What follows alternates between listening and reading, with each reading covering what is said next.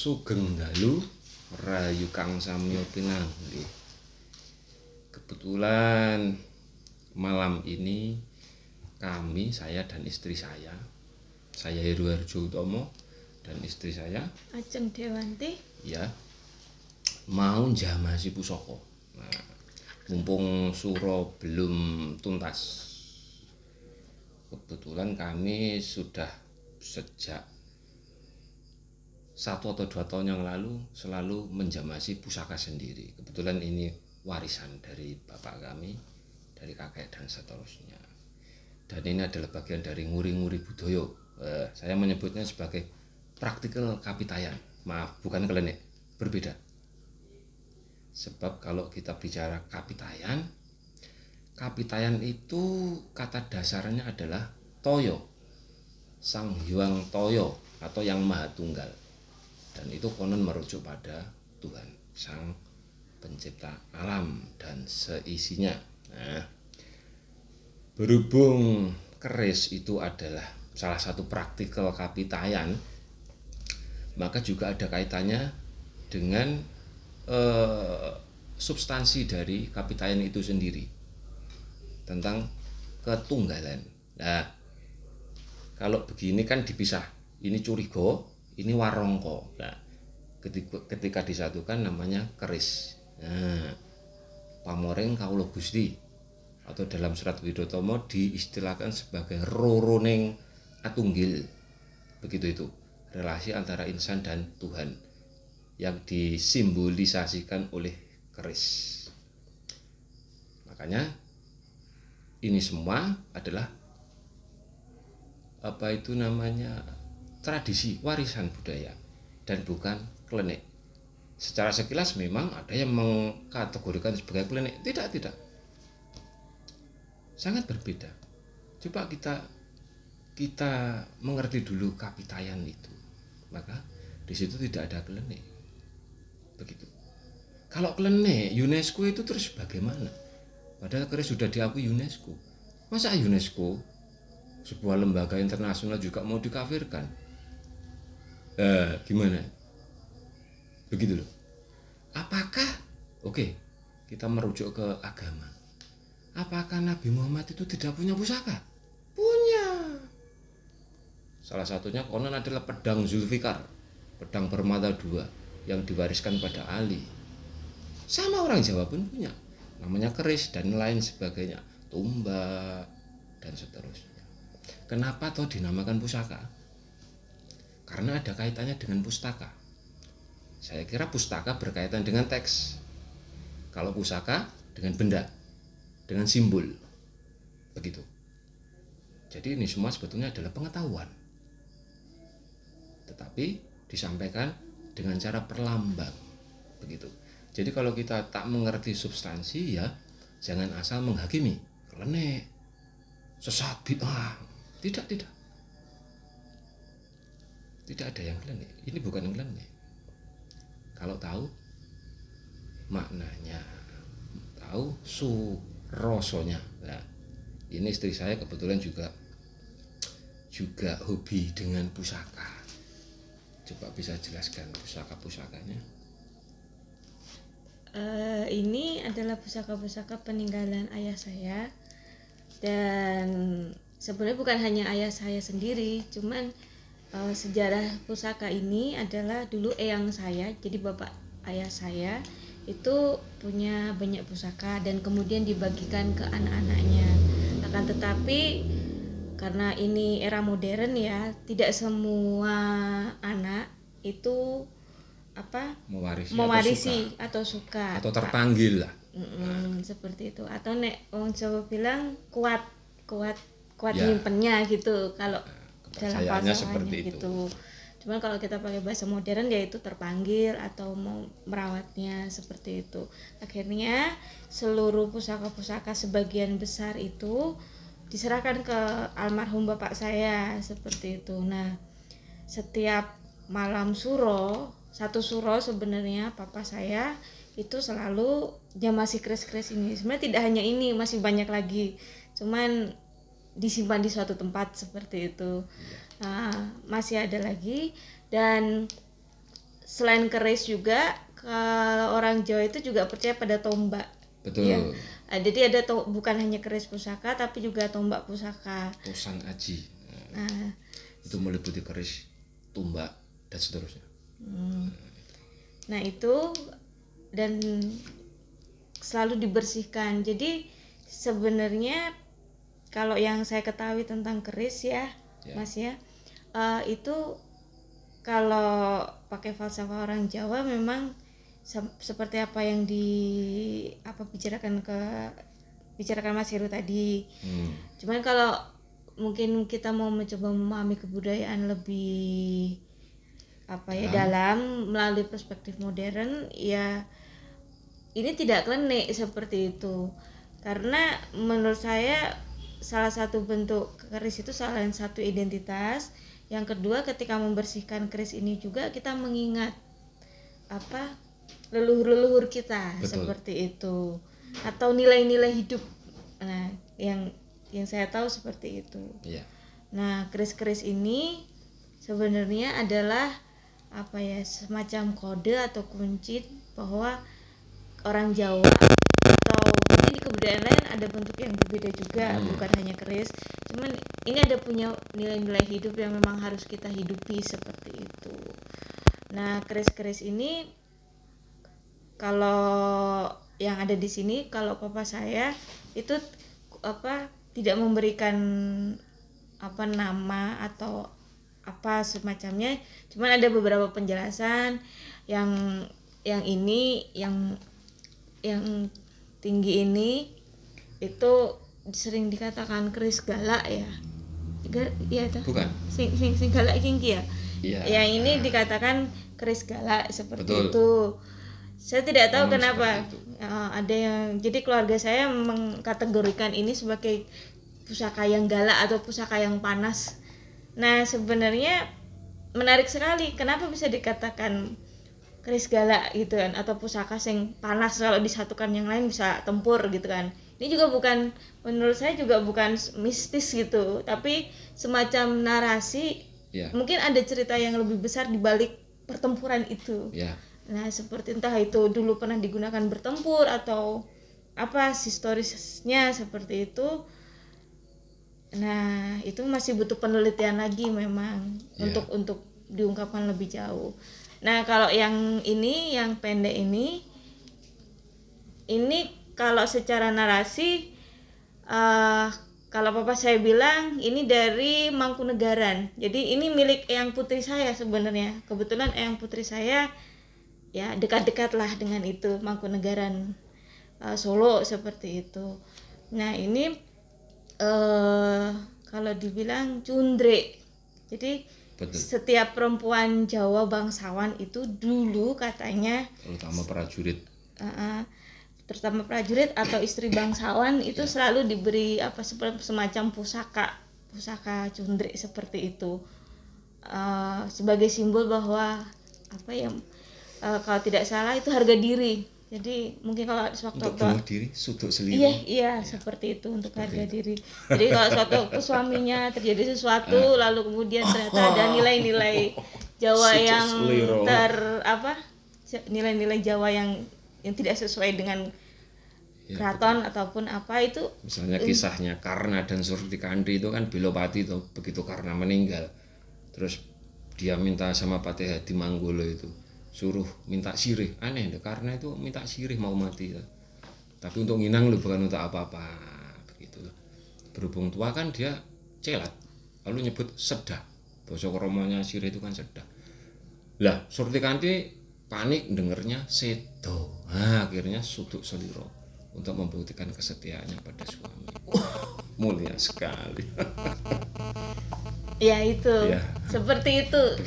Ya dekat-dekat dengan itulah, seperti itu. Karena memang kalau bangsawan Jawa terutama ya hampir semua dunia kebangsawanan ya zaman dulu gitu. Betul. Itu lekat sekali dengan nilai-nilai seperti itu. Lalu kalau yang ini, yang panjang ini kalau tidak salah Junjung Derajat apa gitu ya. Ini menurut saya sengkelat. Untuk 13 pamornya Junjung Derajat pamengkang jagat. Jadi tengah itu ada benretnya, ada seperti pecah, tapi pecah alami, tidak dibuat-buat. Pamornya junjung derajat. Ya, Nah, biasanya ada simbolnya apa gitu? Konon bisa mengangkat derajat seseorang. Jadi konon biasanya yang namanya kepercayaan ya sekali lagi kepercayaan. Jadi bukan karena apa-apanya. Kepercayaannya kalau kuat yaitu ini bisa membantu mendorong derajat, misalnya jadi orang pangkat dan apa begitu itu. Nah, konon katanya bisa untuk sarana untuk itu. Tapi sebetulnya kan simbol itu. Ya kita kalau mau jadi apa-apa ya bekerja keras. Tidak hanya karena keris, tetapi ada nilai, ada simbol, ada sebuah pengetahuan gitu. Itu. Nah, kalau ini yang kata istri saya, galak ini saya belum bisa mengidentifikasi keris apa. Yang jelas looknya 7. Ini kembang kacang. Nah, saya menyebutnya kacangan, bukan bermaksud apa-apa. Tapi gonjonya agak sedikit belum diperbaiki. Ya, begitu. Tapi anehnya kok ada keris berangasan yang look 7 gitu. Itu ya mungkin barangkali ada. Cuman kalau di Jawa sendiri look 7 itu biasanya umumnya itu pitulung, pituduh. Biasanya berkenaan dengan apa ya, sesuatu yang untuk sebagai apa itu, sebagai pemberi petunjuk, pepadang dan seterusnya kan. Angka 7 itu pitulung, pituduh, pitoyo, kapitayan, pitoyo. Nah, itu loh. Jadi sebetulnya kalau diambil dari arti filosofisnya angka 7 ya itu. Tapi konon memang ceritanya ini buat perang gitu loh, berangasan. Jadi ini karakternya berangasan. Jadi konon perlu keris tindih untuk menetralisir keberangasannya gitu. Memang ada citra-citra darah atau apa gitu. Nah, dulu kalau papa saya itu nyimpan ini selalu disendirikan. Jadi jutaan. Jadi dicampur. Beberapa keris yang papa punya itu dikumpulkan jadi satu, tapi kecuali ini, except ini, dia selalu mendapat semacam tempat istimewa, katakanlah disendirikan benar-benar. Nah, untuk sementara ini saya belum, ya kembali lagi secara historis kenapa ini bisa dikatakan seperti ini, atau dalam memori papa dan keluarga saya dia bisa dikatakan keris galak seperti itu atau berangasan seperti itu. Tapi sebetulnya kayaknya tangguhnya ini Surakarta, keris baru. Jadi tangguh Kartosura atau Surakarta. Tahun berapa kira-kira? Ya sekitar Mataram. Setelah Sultan Agung, ya Kartosuro, PB2 dan seterusnya. Zaman Dipo bisa nggak? Oh, setelah Dipo. Setelahnya. Kayaknya lu ya, kayaknya. Ini. Begitu. Nah, menarik, setiap keris ternyata ada semacam apa? Tangguh itu zaman. Jadi kalau konon menilai keris itu ada 3 kriteria: sepuh, utuh, tangguh. Sepuh itu usia ketuaannya, jadi mungkin zaman apa gitu kan. Tangguh itu zaman dibuat. Terus misalnya tangguh Majapahit, nah, mungkin diperkirakan dibuat di sekitar abad kerajaan Majapahit masih ada Tangguh Singosari, Tangguh Mataram dan seterusnya. Kalau sepuh itu kayaknya ya apa ya? Yoni istilahnya mungkin begitu. Kasepuhannya, tingkat kasepuhannya. Tetapi saya sangat berbeda memaknai itu. Sepuh itu justru kan emas disepuh itu berarti diapakan? Diremajakan kan. Nah, seperti itu. Nom tua anom lah. Bingung kan? Nah, begitu. Itu letak apa kebingungan pada istilah sepuh. Emas disepuh itu kan berarti apa? Sesuatu yang tua sudah berkarat terus diremajakan, dimengkilapkan lagi lah itu. Tua iku anom iku tua. Bingung kan? Nah, Begitu dia Jeng. Nah, itu kalau yang ini ini warisan bapak saya ini. Ya. Ini kalau dilihat dapurnya ini kayaknya singo. Sudah nggak begitu jelas gripis-gripis gitu. Jadi dapur singo barong. Loknya 5. Nah, kalau singo barong biasanya untuk pemimpin kan, untuk biar berwibawa. Tapi tidak. Ini konon untuk botoh jajale. Nah, jibek ora. Nah, untuk botoh ini bukan pemimpin tapi botohnya. Nah, ini. Itu loh konon. Ini namanya. Ya dapurnya kayaknya singo ini kan. Beda-beda tipis kan antara singo dan nogo. Tapi kayaknya singo ini. Ya begitu dia Jeng. Nah, menarik. Ini kan baru yang tadi kita bahas kan baru dalemannya, Mas. Iya betul. Ini warongkonya juga kalau dibahas juga ada gaya-gaya, ada gaya Jogja, gaya Ini gayaman semua karena kan ya istri saya itu kan masih terah Mentaram gitu. Jadi dia ikutnya kalau dari bapak itu Mentaram. Mentaram Jogja. Jogja. Iya, ya Mentaram itu bisa disebut Jogja karena konon perjanjian Giyanti antara Pangeran Mangkubumi, Hamengkubuwono I dan keponakannya Pakubuwono III itu kan punya perjanjian. Itu keponakannya kan Pakubuwono III, anak mas Pakubuwono III. Kamu memilih mana? Membuat sesuatu yang baru atau mewarisi tradisi leluhur Mataram? Lalu si keponakan PB3 memilih saya membuat yang baru, Paman Mangkubumi. Nah, kalau begitu Mataram berarti menurun pada Jogja. Jadi kalau kita mau tahu Sultan Agung, zaman Sultan Agung ya berarti di Jogja itu. Lah di Solo, Surakarta sudah coraknya baru semua. Ada beskap ya ta? Sebuah perpaduan antara pakaian Jawa dan jas Eropa. Nah, belangkonya mondolannya ya kalau Solo tipis-tipis. Wayang juga gitu, membuat yang baru. Enggak kayak wayang Gagrak Jogja. Karawitan juga gitu, mau bikin yang baru. Konon malah lebih rumit gitu. Kalau garap halus itu konon katanya rumit-rumit Solo itu. Gitu. Jadi memang Solo membuat sesuatu yang baru, yang berbeda dengan Mataram. Begitu itu. Bedanya di situ.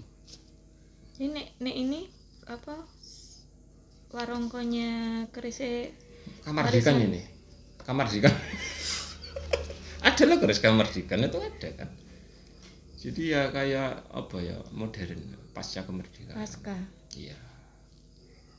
Jadi memang bisa diketahui lewat apa?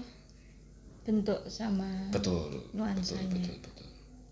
Ada ladrangan, ada gayaman gitu kan. Kalau rangkain ini kayak apa ya, kayak jasad kita itu. Jadi ada juga nilai simbolis bahwa orang itu mesti pakai ageman. Nah udah kan nggak elok. Seumpama makan gedang itu coba diulu sama apa nggak ada kulitnya kan nggak elok toh, pasti ada kulitnya lah itu. Dan kulitnya dikupas. Nah kalau keris dihunus. Nah, gitu. Nah, gitu Itu loh. filosofi hidup sekali itu ya. Apanya? Bisa dijadikan filosofi hidup, ageman. Iya betul. Keris. Ya orang kan harus punya ageman. Kalau ngelegeno kan, waduh, nah ini orang gila berarti kan ngelegeno itu sudah tidak pakai apa-apa, sudah tanpa predikat. Kalau orang tak punya predikat terus gimana? Gitu kan?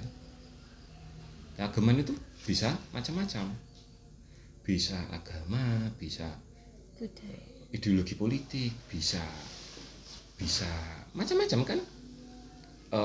Pekerjaan profesi itu ageman semua. Coba kalau dilujur ngelegeno misalnya Heru Harjo Utomo, siapa itu? Nggak tahu, nggak ada agemanya. Nah, misalnya gitu. Ajeng Dewanti, siapa itu? Kalau nggak ada agemanya gimana? Wah gitu loh. Jadi selama manusia di dunia ya memang harus punya ageman, harus ada warangkanya. Siapakah Sinoyo? Sinoyo adalah penulis. Siapakah Sisuto? Sisuto adalah seniman. Nah seperti itu ageman, bagian dari ageman. Siapa sih si si Dewi adalah mbok bakul sambiworo. Nah itu agama namanya, begitu itu. Nah, ini kalau sudah berwujud lain kan ya tanpa predikat. Coba kalau orang berhaji itu siapa sih Noyo? Wah, padahal di sana semua kemelekatan itu sudah ditanggalkan, nggak ada yang boleh melekat, nggak peduli presiden atau apalah, maling atau apa kan. Kalau berhaji kayak sudah meninggalkan segala predikat kan, cuma ubul-ubulan kain putih itu pakaian ihram dan seterusnya kan. Nah ya itu kalau orang Jawa itu bilang ngelakoni mati sajroning urip ya gitu loh, secara simbolis gitu. Seperti itu sebetulnya. Monggo mau bicara apa lagi Diajeng? Nah, dalam proses menjamasi itu kan membersihkan, katakanlah kita membersihkan pusaka. Nah, ini yang diwariskan dari papa saya, seperti yang saya ingat. Saya tidak tahu, mungkin ada orang di tempat lain atau adat lain itu menjamasinya dengan cara yang berbeda. Nah, kalau papa saya kenapa mesti dijamasi Diajeng? Karena harus dibersihkan. Oh begitu. Dari karat. Sederhananya seperti itu. Cuman kalau mau pakai filosofi ya mungkin manusia itu sesuci. Ya harus membersihkan diri seperti itu. Kayak kalau di Islam tapi macam-macam sesuci itu. Iya. Banyak coraknya. Kalau di Islam kayak mandi junub seperti salah satu bentuk sesuci yang sederhana. Ya wudu itu kan juga bagian dari sesuci. Tayamum pakai pasir, debu. Ya, kalau di Katolik atau di Kristen mungkin masuk ke gereja harus ambil air suci seperti itu. Nah, kalau di Hindu juga semacam mandi di sendang seperti itu. Kalau di Bali banyak sekali seperti itu. Nah, sebenarnya salah satu simbol ini menjamasi keris ini mengingatkan kita bahwa manusia itu tuh harus membersihkan diri juga seperti itu, luar dan dalam. Seperti itu. Nah, dalam proses menjamasi itu biasanya kalau papa saya sederhana saja, air dan kembang, terus jeruk nipis. Nah, kalau jeruk nipis logis sekali karena sifat asam dari jeruk ini kan melunturkan karat. Ini sebenarnya pelajaran kimia. Iya, emang kimia. Orang Jawa itu titis. Orang Jawa itu titis ya. Ini kimia loh, serius. Proses kimia seperti itu. Nah, setelah itu jadi bukan bid'ah atau klenik. Nah, sedikit-sedikit bid'ah.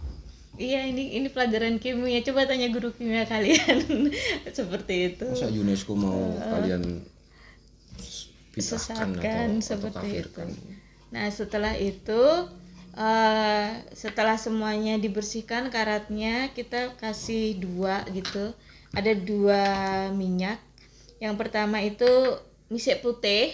Nah, misek putih ini semacam minyak yang baunya itu sangat kuat sekali. Nah, ini mungkin untuk kalau kimia lagi sebenarnya ini untuk mencegah karat seperti itu. Mencegah karat. Minyak-minyak ini sebenarnya fungsinya seperti itu. Yang kedua, kalau papa saya selalu pakai minyak cendana. Tapi menarik itu secara sejarah cendana itu dipakai di banyak agama, dipakai di banyak kebudayaan untuk semacam ritual suci seperti itu. Nah, kalau kalau pakai paradigma logis, kenapa itu cendana ini digunakan di banyak tempat seperti itu, bukan hanya di Nusantara tapi mungkin di Arab, di Cina, di Thailand, sampai Turki atau sampai mungkin bahkan kalau di Eropa jadi semacam zaman dulu semacam benda yang sangat langka dan mahal sekali dan hanya dimiliki raja-raja. Itu karena wanginya itu menenangkan seperti itu. Nah, kalau untuk keris sendiri sebenarnya juga untuk mencegah karat. Nah, ini jadi minyak-minyak yang dipakai untuk ini tuh bukan klaim ya, tapi sebenarnya ada fungsi, ilmiahnya gitu loh. Ada fungsinya. Ini ilmiah, sangat ilmiah. Bukan ngasih kayak apa makanan apa seperti itu, bukan. Panganan yoninya, khodamnya gitu, enggak seperti itu. Ya mungkin seperti itu dulu, bahasa dulu kan, bahasa kan ada berbagai bahasa. Bahasanya orang masa lalu, bahasa apa itu kultural, bahasa ilmiah. Nah, semua dibahasakan secara berbeda, tetapi sebetulnya memiliki nilai praktis kayak gitu.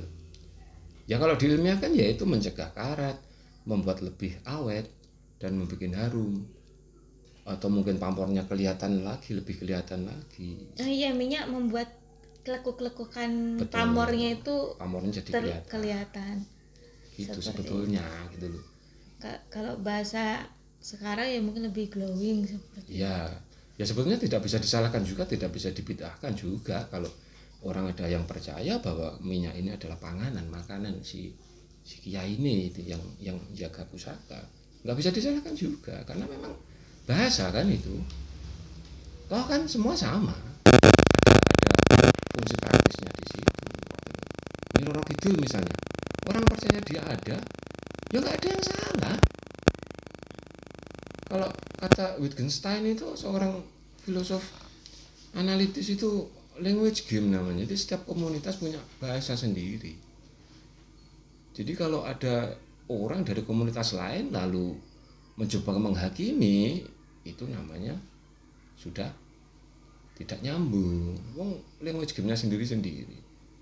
Dukun language game-nya sendiri. Ahli kimia language game-nya sendiri. Padahal membahasakannya satu masalah sama. Betul, gitu. Kayak ya, gitu iya. Memang seperti itu. Jadi kalau menurut saya orang-orang yang punya pandangan langsung judgement seperti itu atau langsung menghakimi itu, menurut saya ya kurang mikir dan tidak bijak gitu. Ya. Referensinya kurang luas itu. Gitu. Jadi ketika kita melihat lian atau yang lain itu, ya cobalah gali lebih dalam. Betul. Dari banyak aspek, bukan hanya dari satu sisi saja, karena bumi itu kan bulat. Jadi banyak perspektif.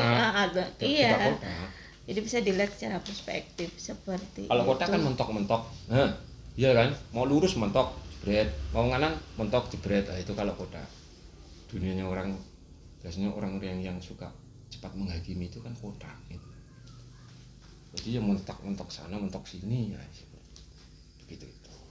Dan biasanya kalau Jamasi itu bukan orang sebenarnya. Kalau yang saya lihat orang itu sering ini loh, kayak memperhatikan.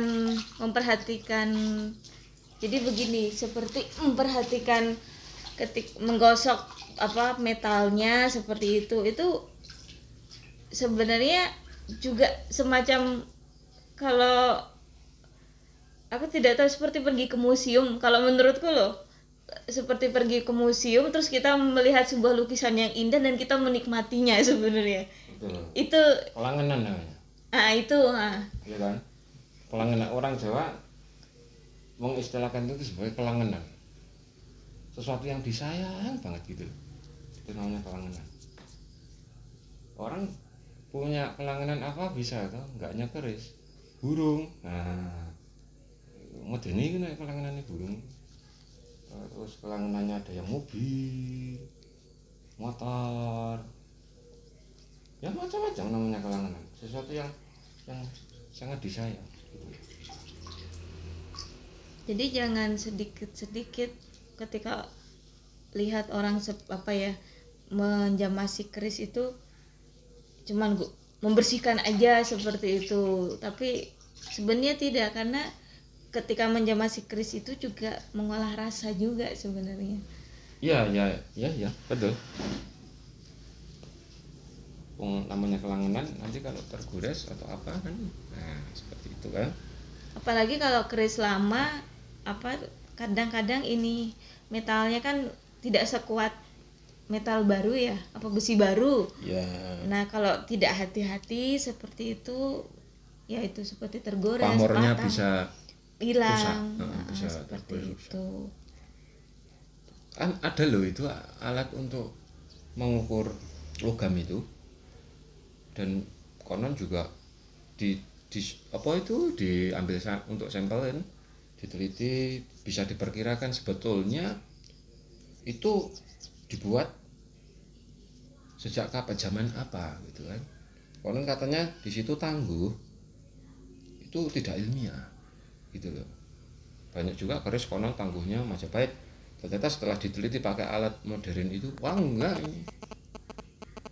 Majapahit nah, gitu. Tetapi bukan di situ menurut saya, di situ kan ada nilai budaya juga.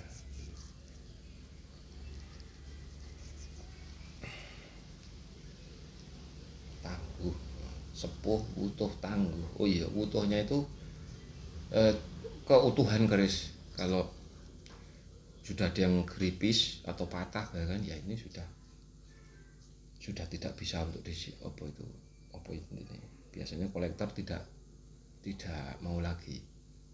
Jadi sejak dulu menilai keris itu ya dari itu, sepuh, utuh, tangguh.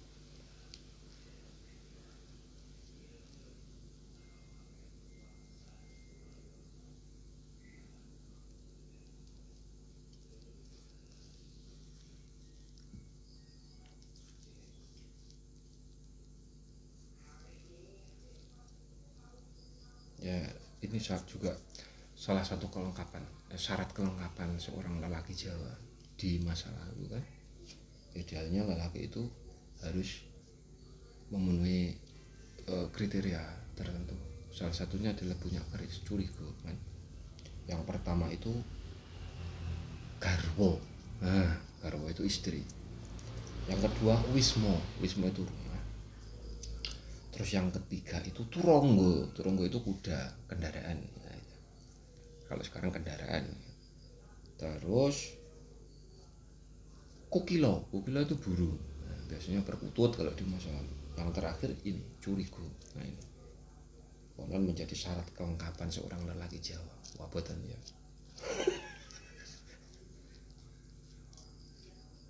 Konon dia baru dikatakan lengkap menjadi seorang lelaki kalau sudah beristri, berumah, punya kendaraan,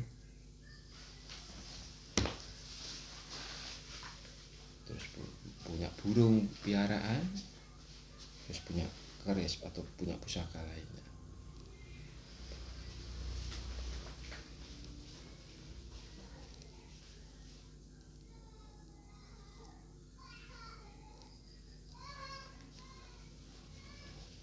Wayang sama keris itu kok dulu itu duluan mana yang diakui UNESCO ya? Kayaknya wayang dulu baru keris kan. UNESCO itu sebuah lembaga internasional. Jadi sekarang kalau mau mensirik-sirikan itu ya waduh, UNESCO itu lembaga pelestari kesyirikan ada.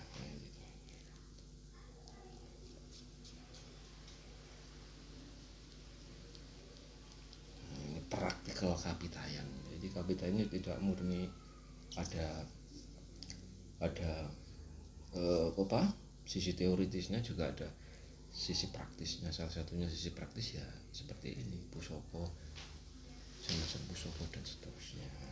Saya kira begitu itu.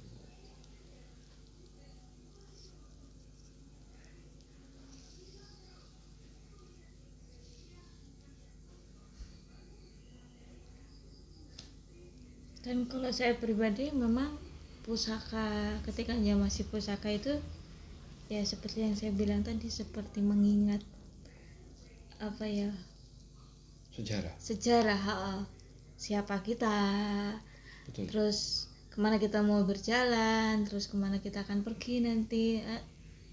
Sederhananya seperti itu sih. Betul. Ngelingi sangkan paraning dumadi. Ya, betul. Seperti itu. Jadi hidup itu tidak gelinding begitu aja gitu, apa ya, kayak pengung-pengung atau ya. Pengung itu bahasa Serat Widotomo, itu istilahnya Mangkunegoro ingkang jumeneng kaping sekawan.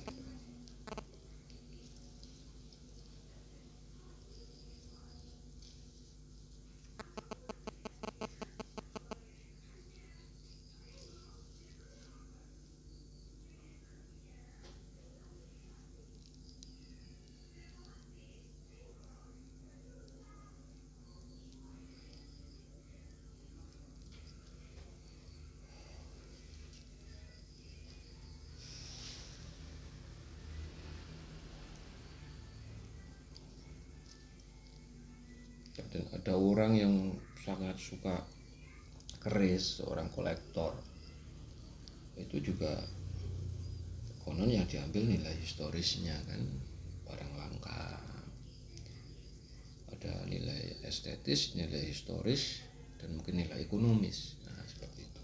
Jadi tidak hanya semata nilai apa itu, nilai mistisnya gitu. Nah, sama sekali nggak ada yang peduli pada nilai mistis, nilai ekonomisnya. Loh, kalau tepat itu dan kebetulan keris yang langka ya mahal, bisa dapat rumah gitu juga. Nah makanya sugih tanpa ketok moto itu kan praktiknya orang Jawa. Loh, keris kalau yang asli-asli itu harganya berapa? Nah, sugih tanpa moto, mek kerisnya mosok kok semono hargane. Kayak gamelan juga itu ya kayak gitu itu kan, tapi kan nggak murah gamelan itu.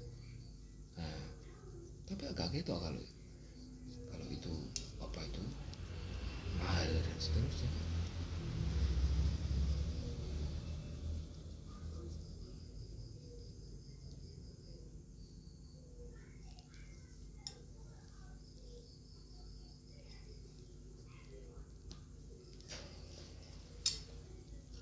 Loh, kalau tombaknya kemarin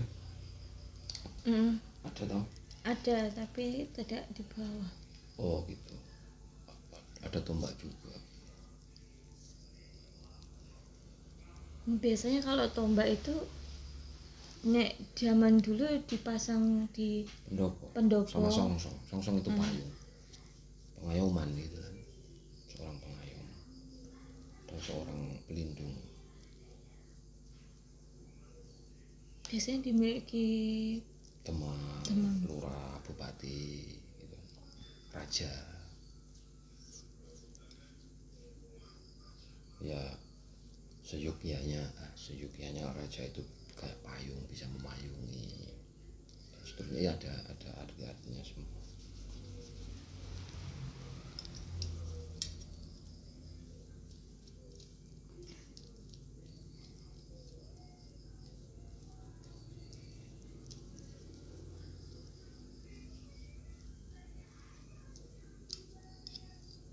Nah pamornya jadi kelihatan ini.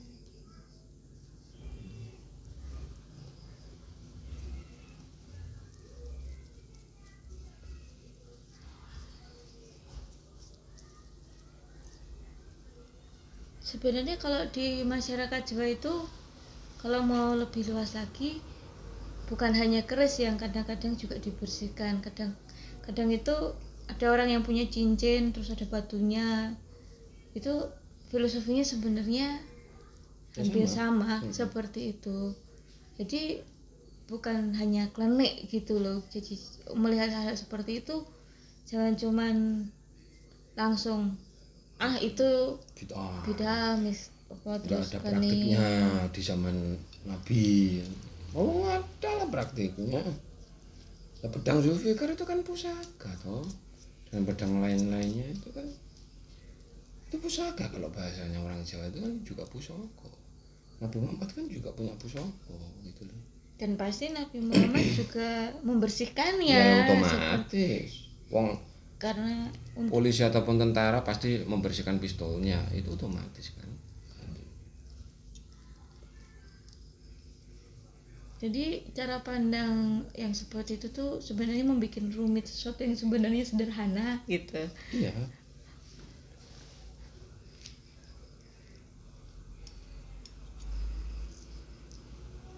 Di kebudayaan manapun selalu dibersihkan, yang namanya senjata itu dibersihkan. Nah ini kan mas, ini kan fungsi sakralnya ya. Kalau keris zaman dulu itu selain ini kan juga untuk semacam perlindungan diri kan? Bukan, konon Bukan. evolusinya begini. Fungsi pertama keris itu untuk upacara ritual, bagian dari upacara ritual. Misalnya yang sekarang disebut sebagai apa itu namanya, sebagai fungsinya sebagai keris tindih itu, aduh lupa saya. Itu kan untuk upacara, untuk acara ritual gitu, untuk sebuah upacara. Namanya betok. Nah, keris betok itu kan sekarang berfungsi sebagai keris tindih. Dulu sebetulnya malah keris utama. Jadi seorang pemangku adat itu begitu mau menggelar sebuah acara itu kan pasti syarat kelengkapannya itu. Gitu. Lah fungsi ini kan, peran dan fungsi selalu bergeser tiap zaman. Yang dulu fungsinya sangat religius spiritual beralih mungkin ke fungsi praktis untuk perang dan seterusnya gitu loh.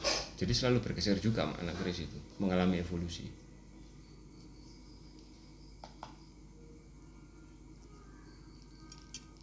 Oh berarti awalnya itu sebagai upacara? Iya. Kayak wayang itu dulu konon pertama kali kan sebagai ritual, itu upacara keagamaan kan. Makanya dalang itu konon kan dekat dengan seorang fungsinya itu dekat dengan kiai, sosok kiai, pemangku ritual, pemimpin ritual gitu kan. Dulu ritual fungsi utamanya sangat bersifat religius spiritual, kemudian bergeser kan begitu. Jadi apa, terus sampai akhirnya jadi sebuah profesi di mana bayarannya sangat tinggi lah gitu. Jadi semua mengalami evolusi gitu. Hubungannya dengan tanah, kesuburan dan seterusnya kan. Kalau dulu itu kok ada tilam upih misalnya, itu kan konon kerisnya petani gitu. Itu enggak perlu itu lajiran gitu kan, keris tilam itu. Kalau keris yang seperti ini konon bangsawan, pendeta itu sudah beda-beda. Seorang raja, seorang kesatria, seorang prajurit, seorang pendeta, itu kerisnya beda-beda.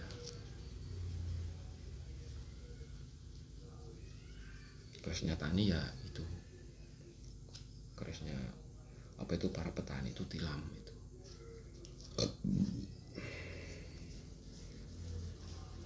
Biasanya kan kalau petani di desa itu kan dulu rumahnya ada namanya sentong, ada bumo itu kan. Terus sentong itu kamar-kamar, biasanya ada 3. Kemudian di bumo itu dindingnya yang dari kayu itu namanya bumo, digantungi keris tilam.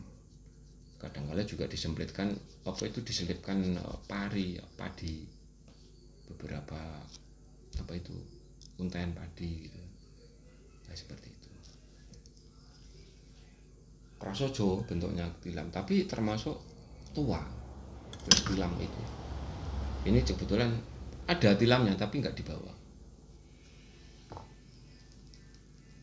Ya karena ada tilam karena dulu Mbah Buyut ya petani juga dulu. Ya sebetulnya enggak, itu juga mengalami pergeseran. Iya, mungkin bisa jadi di masa prasejarah masih semuanya itu bersifatnya religius spiritual, tilam itu bisa jadi kerisnya seorang raja. Kan begitu. Terus namanya tren ya kan, bergeser lagi. Wah raja, tilam itu terlalu prasojo kan. Tilam itu bentuknya kan prasojo. Prasojo itu sederhana, tidak berlekuk, tidak berluk. Nah, dan biasanya pamornya ya kebanyakan kalau di pedesaan itu gajih, pamor gajih. Enggak sebegitu rumitnya gitu loh. Zaman semakin canggih, wah dibikinlah keris-keris yang mungkin coraknya lebih rumit dan seterusnya. Raja bupati misalnya yang dapurnya singo barong atau apalah dan seterusnya. Nanti ada yang nogo dan seterusnya gitu kan.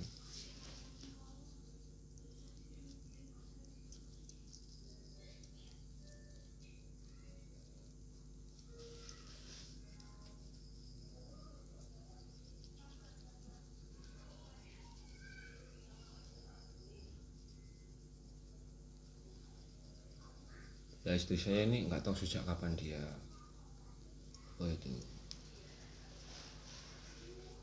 ngopeni pusoko gini begini warisan. Saya sejak ngopeni pusoko ya sejak papa meninggal itu. Begitu. Sebenarnya menarik kisah pusaka ini ketika setelah papa meninggal kan tidak ada saudara-saudara yang bersedia untuk menyimpan keris ini. Nah, ada selentang-selenting gitu. Keris ini tuh dikasihkan ke orang aja, maksudnya yang bisa ngerawat kan. Kalau di Jawa enten empu-empu yang bisa ngerawat seperti itu. Dititipke. Cuma ketika saya mendengar itu, feeling saya tidak enak.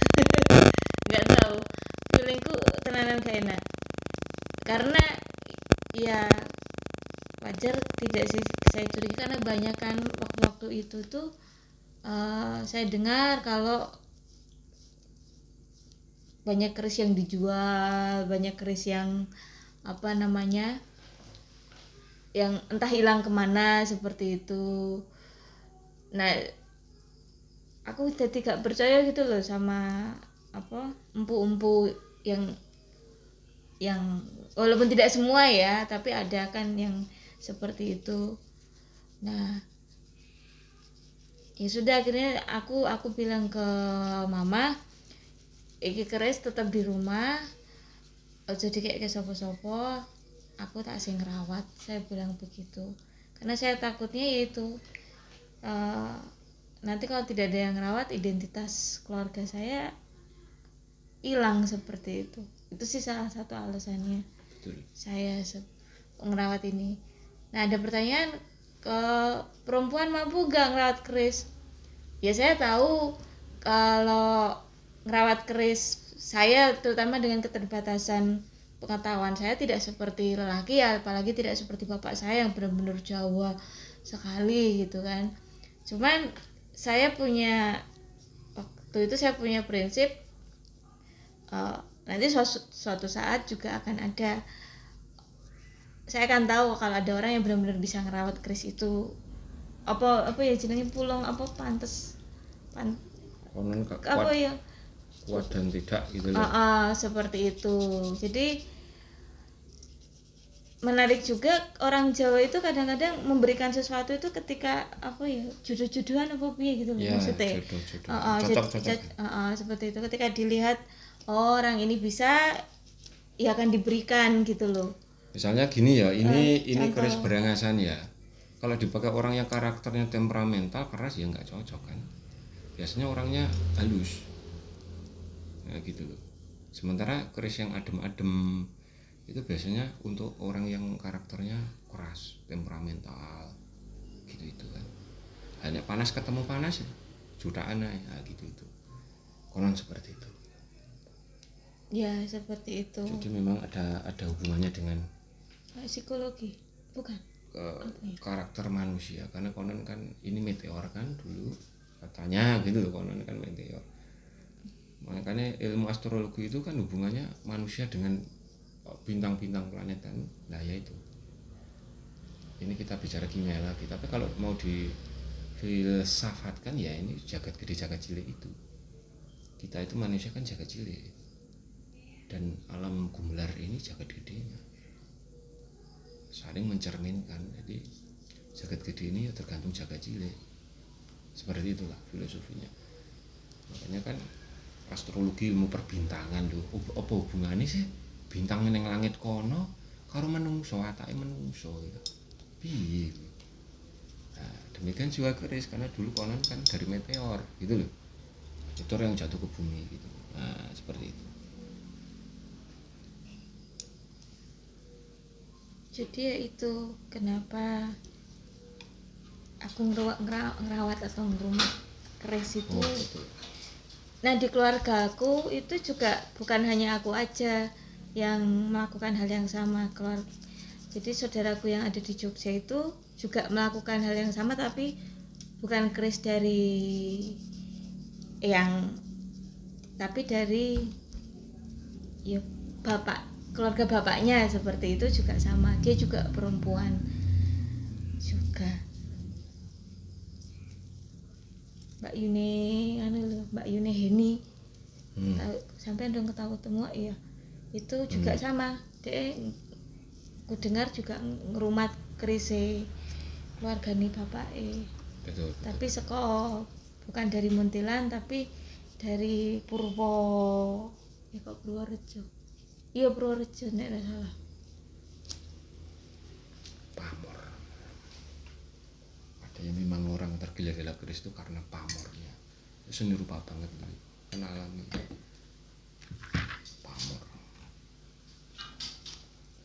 Pamor itu sebenarnya kan amor gitu. Ketika besi ketemu batu dan seterusnya, itu kan menimbulkan sesuatu yang baru lah, itu namanya pamor.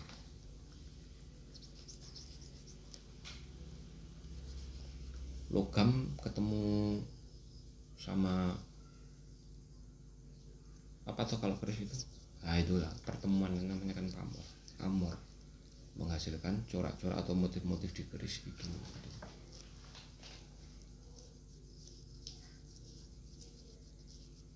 Itu ada kata amor dari siji atau iya, amor.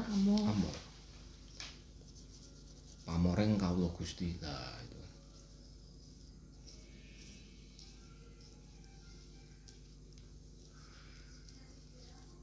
Kalau al-halaj yaitu ketika dimensi anasut dan al-lahutnya bersinggungan ya gitu kan, semacam itu sebetulnya. Ya dengan tasawuf dekat sebetulnya keris itu. Makanya kapitayan itu mau dibilang klinik dengan di gitu. Wah itu tasawuf banget tuh kan.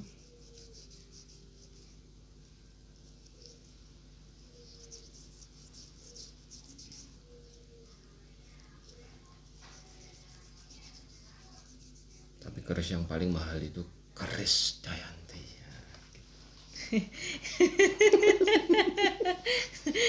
Atau keris Biantoro.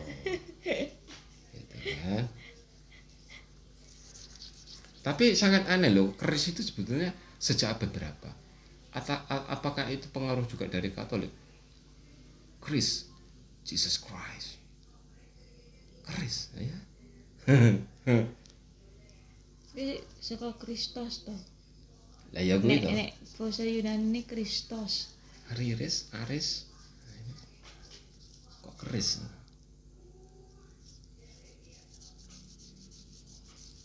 Curigo.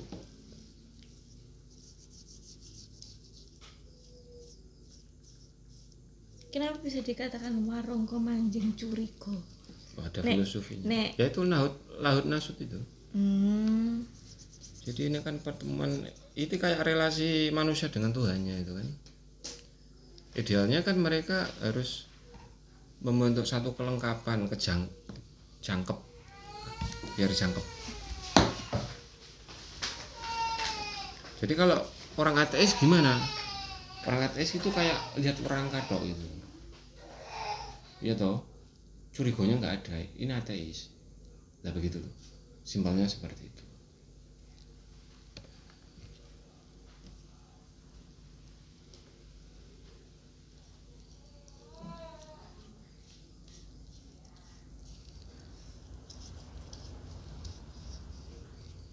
Makanya kapitayan itu sebenarnya apa ya? Sesuatu yang perlu memang tidak bisa dilihat secara sekilas gitu. Praktik kebudayaan manapun pasti ada yang seperti itu. Memang Kalau di Jawa itu diistilahkan sebagai kapitayan. Ya, ini salah satu praktiknya kapitayan juga.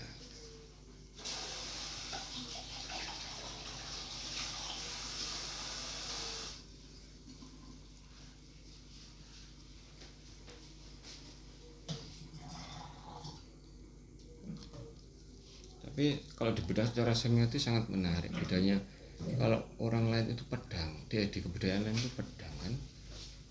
Kalau orang Jawa itu kok keris, lo pisan. Ini nek perang gimana? Nah, gitu kan. Gitu. Untuk nyuduk tetapi tidak bisa untuk bacok. Berarti kan nusuk terus. Nah, kalau pedang kan buat bacok juga buat nusuk. Nah, kalau keris itu ya cuman buat nusuk. Tapi kan dulu ada namanya larangan, ada racunnya gitu.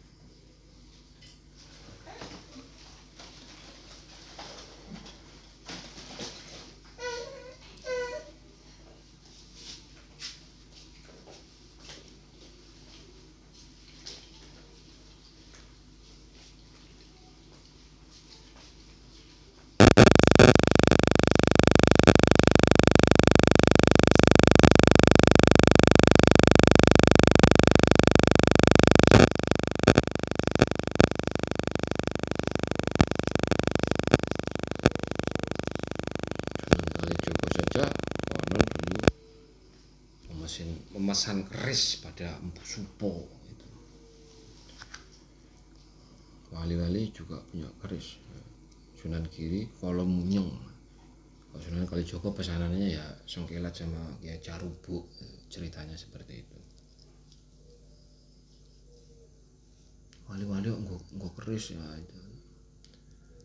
Lihat saja Pangeran Diponegoro, bahkan mungkin Tuanku Imam Bonjol itu kan juga, khususnya Pangeran Diponegoro kan ya bersorban pakai keris gitu. Dan anehnya disengkelitnya di depan. Ada filosofinya juga. Konon letak keris itu ada filosofinya, ada yang begini, ada yang begini.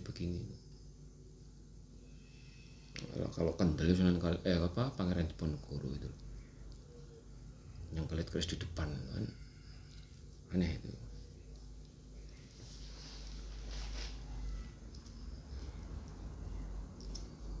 Kenapa? Ya karena dia berjubah nanti kan kalau perang data cinceng gitu kan. Di depan kan praktis, lebih praktis, set gitu kan. Ya barangkali seperti itu.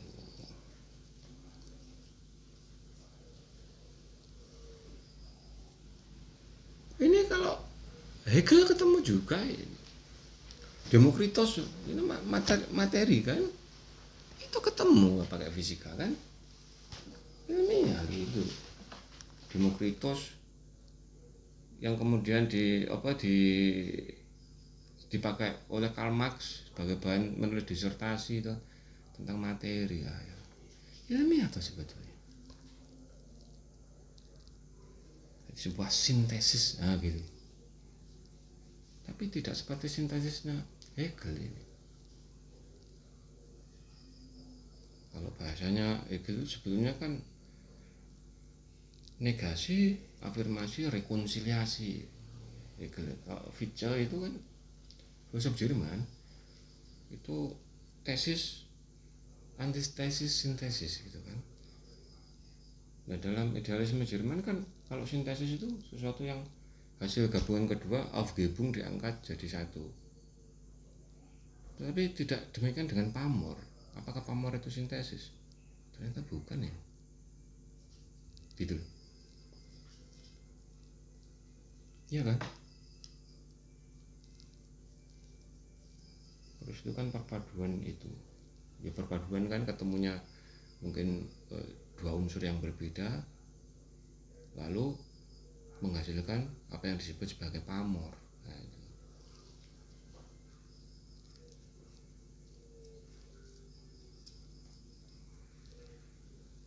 ya ngelantur sampai kemana-mana kan enak. Dari kacamata Hegeliomaxian misalnya, waduh, itu keris dari kacamata Hegeliomaxian, waduh.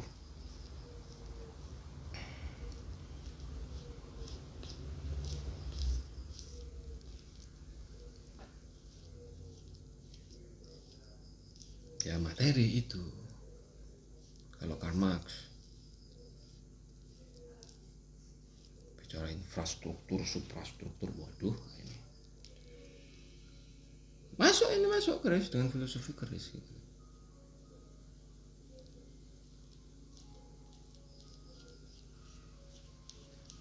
Kok masuk? Ya dimasukin lah, dimasukin. Kita kan harus kreatif kan?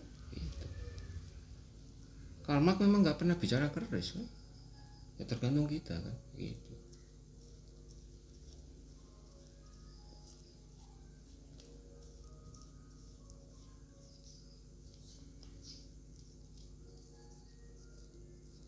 Ini kalau kata apa itu, misalnya orang-orang yang demam khilafah, wah ini musyrik ini, wah ini praktik syirik ini, waduh, syirik itu apa sih?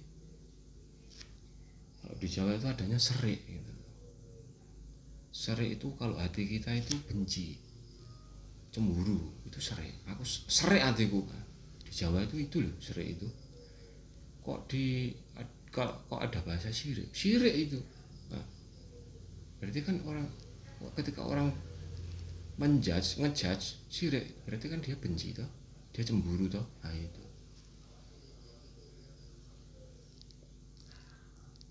serik aku. Nah itu kan kalau di Jawa gitu, serik aku karo kowe. Nah, kalau pakai untuk ngejudge, syirik itu, syirik kamu itu. Nah, serik aku karo kowe. Nah, berarti syirik itu kan dari yang ngucap toh. Nah itu aneh toh, syirik itu berarti yang ngucap syirik itu, yang menghakimi syirik itu orang serik. Nah gitu, artinya serik. Orang Jawa itu menyikapinya gampang kok itu, balik kan itu. Misalkan dihakimi orang, wah itu praktik syirik, kamu itu syirik. Orang Jawa ya, kue serik. Nah gitu aja, balik kan kayak.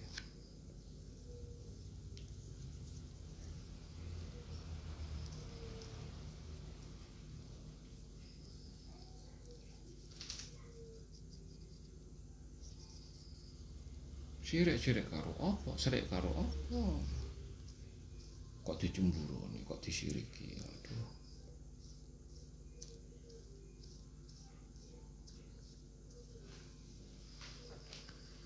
Ya begitu, kita bersantai saja sambil bersantai. Santai tapi tetap waspada, nanti jadi pamrih, jadi hilang, tergores nanti. Begitu. Inilah praktik kapitayan itu seperti ini. Sejak kapan tuh kapitayan itu ada? Sejak zaman purba, sudah sejak lama.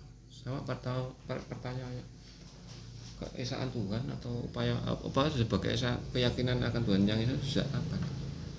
Kalau dalam sejarah agama-agama Abraham itu kan sejak Nabi Musa, iya kan? Ya itu, gitu loh. Ya setua itu, makanya Semar itu kan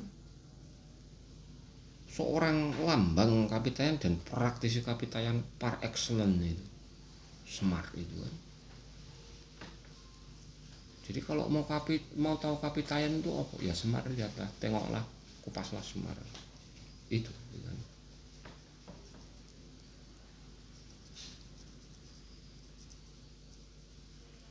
Keris apa? Kok keris? Semar apa punya pusaka? Punya. Apapun bisa jadi pusaka kalau Semar itu. Gak hanya keris toh. Semar sendiri pusaka lho. Pusaka iso micoro Semar. Aneh orang Jawa itu.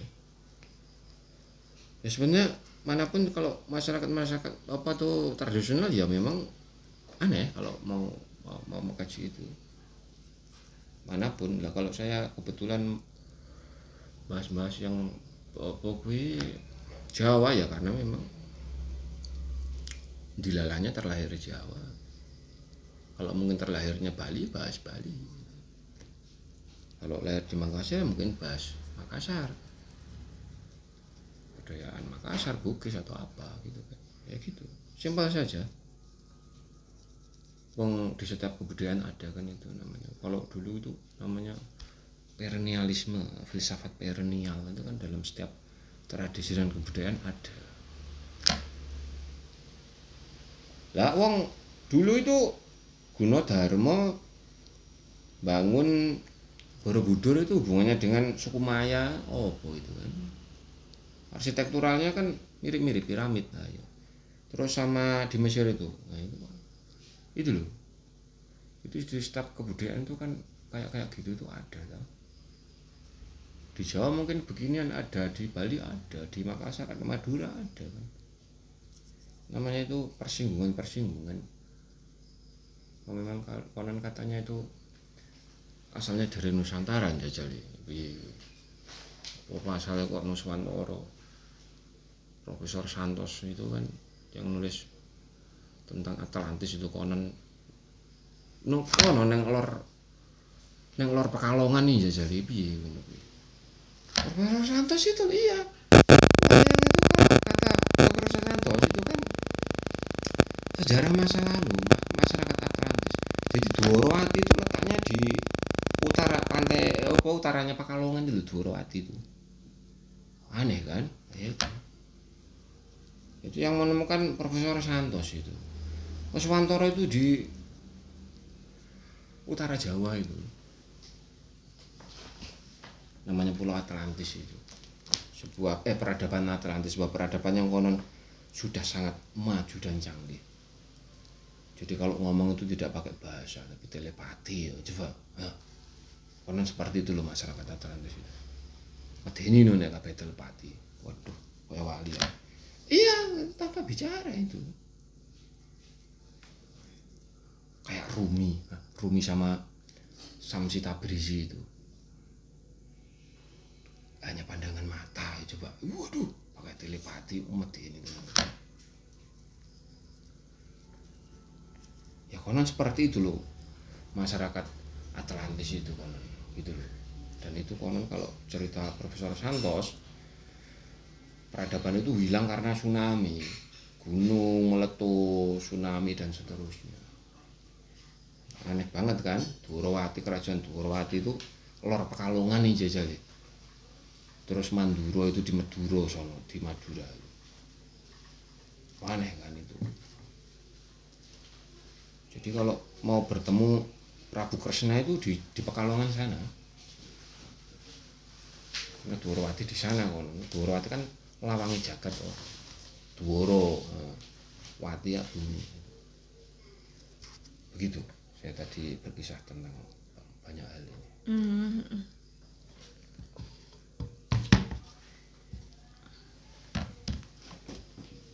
Tuanku Imam Bonjol itu punya keris toh, pakai keris apa enggak itu fotonya itu? Iya. Padri itu. Kayaknya kayak senjata tapi bukan keris. Oh gitu. Cuman senjata khas Minang. Oh gitu. Mungkin teman-teman yang dari Minang iya. tahu soal itu. Soalnya yang kelitnya itu mirip Pangeran Diponegoro kan di depan. Gitu. Nah, Pangeran Diponegoro itu yang menarik ya. Ya. Kenapa di depan tidak di? Ya karena dia bersurban, berjubah. Kan arep njupuk keris kan, leneng di dalam disangkulit nang mburi. Jadi kalau dihunus gitu set naik kudanya yang putih itu gini perang Nogo Seluman gitu kan katanya. Tapi itu menarik loh itu polemik tentang keris Nogo Seluman ini yang dikembalikan dari Belanda. Ada ahli yang meragukan bahwa itu Nogo Selumannya Pangeran Dipo. Pangeran Dipo hubungannya sama Dipo Nuswantoro, Dipo Nusantara apa ya? Jangan-jangan kalau Dipo Nusantara itu asalnya Bangka, terus Diponegoro itu dibuang di Makassar. Ampun, Makassar ya?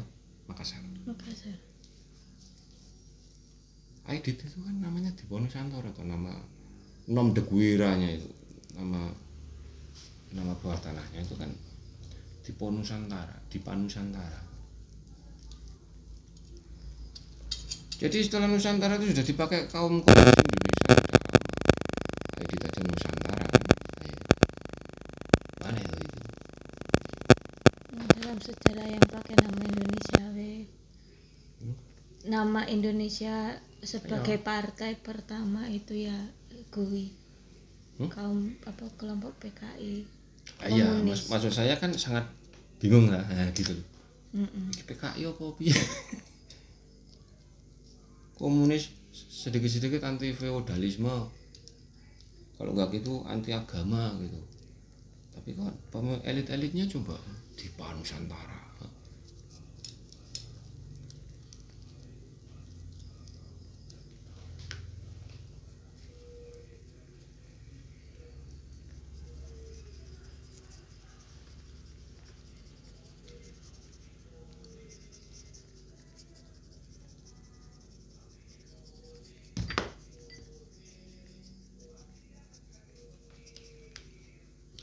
Pamornya jadi kinclong ini kelihatan ini, pamengkang jagat. Nah, di Jawa itu pusaka saja sebuah barang itu apa dikasih gelar Kiai Sengkelat, Kiai Carubu, Kiai Nogo Seluman. Di Jawa Kiai Kebu Slamet pakai Kiai. Jadi Kiai itu memang istilah yang khas Jawa gitu. Mungkin di Timur Tengah sana itu mungkin nggak ada loh. Ustadz itu kan kayak guru kan. Tapi Kiai kan tidak guru atau tidak sekedar guru. Aneh itu di Jawa ini. Dulu ada Kiai, ada Kiniai. Dulu penganutnya Syekh Siti Jenar itu disebut Kiniai. Dituduh tukang klenik.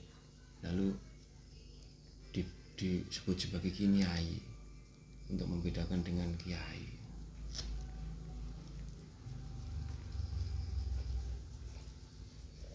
Kiai, nah gitu. Di Timur Tengah ini kayaknya nggak ada itu padanan katanya. Syekh itu mbah katanya, orang tua itu kan. Syekh itu. Nek Kiai itu juga apa?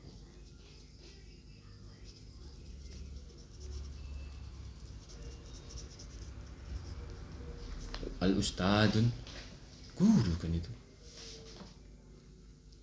Saya nggak bisa bahasa Timur Tengah, di Jawa aja. Ya itu Kiai. Makanya kalau dari kalangan Islam yang apa itu tidak memakai simbol-simbol kebudayaan lokal, biasanya kan Ustadz namanya. Karena memang di Timur Tengah tidak ada kan Kiai kan, Al-Ustadz dan seterusnya gitu kan.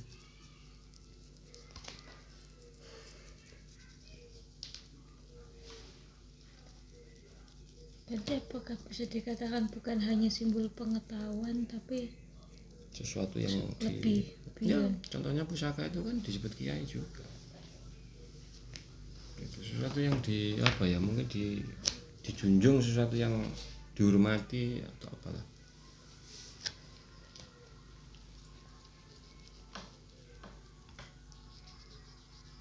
Kiai, Kiniai.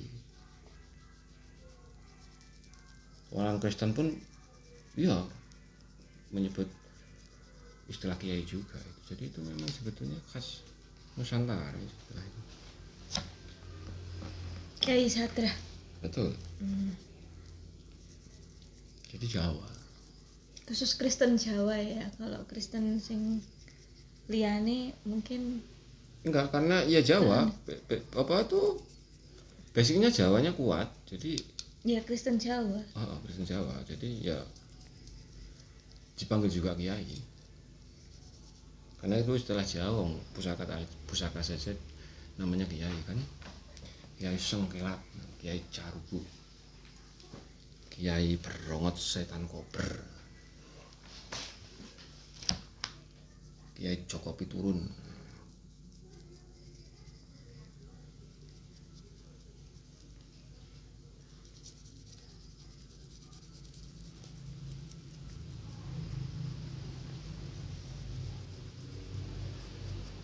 Jadi ini ya bisa juga dimacam apa ya, orang Jawa itu kalau ngajari sesuatu itu kan disenikan, dijadikan sebuah seni kayak keris ini. Ini sebenarnya juga sebuah pengetahuan, sebuah ajaran tentang pamoring kawula Gusti jangkeping menungso itu kan. Jadi pakai keris, pakai sanepan gini. Jadi diwujudkan apa itu benda seni.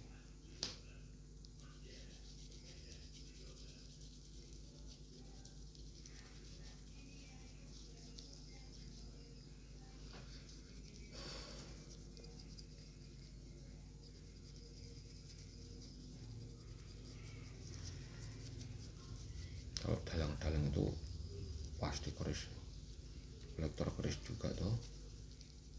Kerisnya macam-macam, ada yang Pandhawa Cinarita gitu. Benek jantur iki lancar, kerisnya Pandhawa Cinarita. Ben lakone runtut, ana nek sing Semar Mesem ben digilai.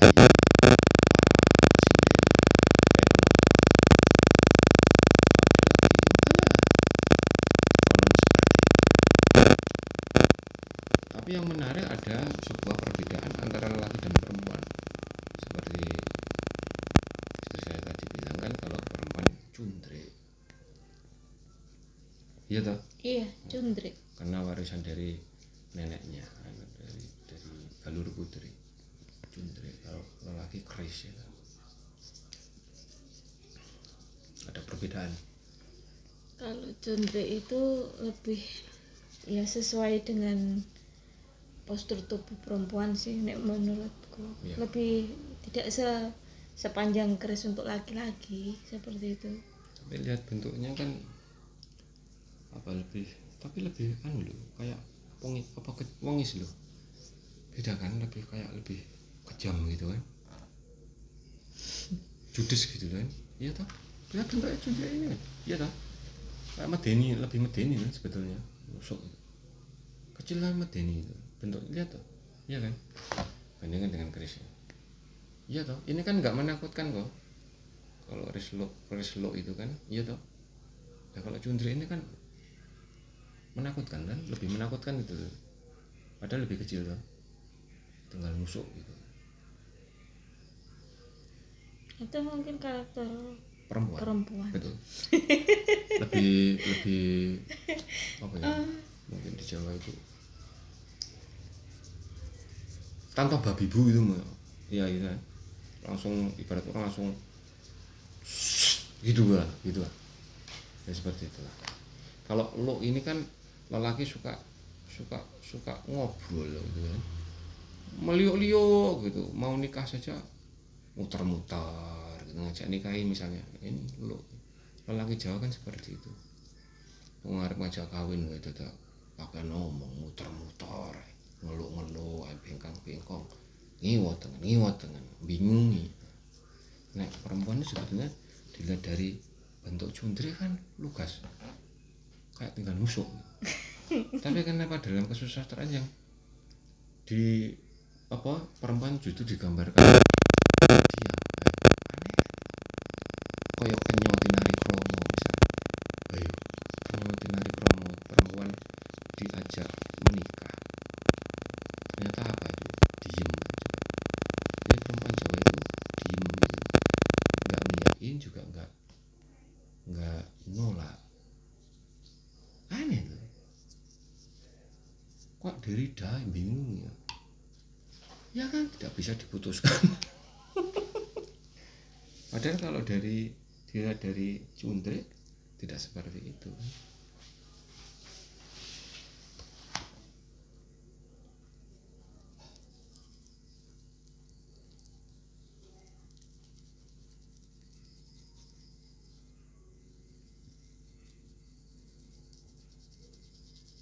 bos. Atau mungkin kenapa perempuan memang harus lebih banyak diam karena lidahnya setajam cundrik.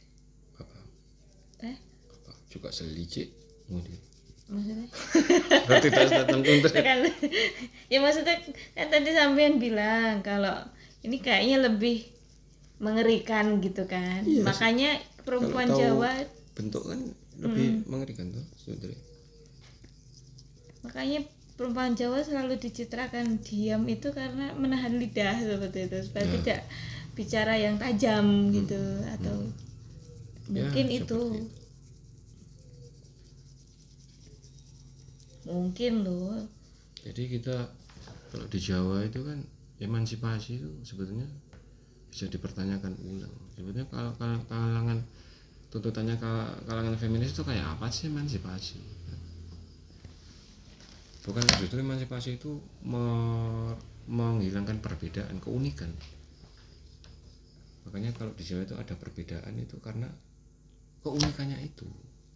Nah kalau perempuan sama dengan lelaki, keunikannya apa lalu? Lalu diskusi selesai no, kalau ada perempuan tidak ada lelaki, gitu.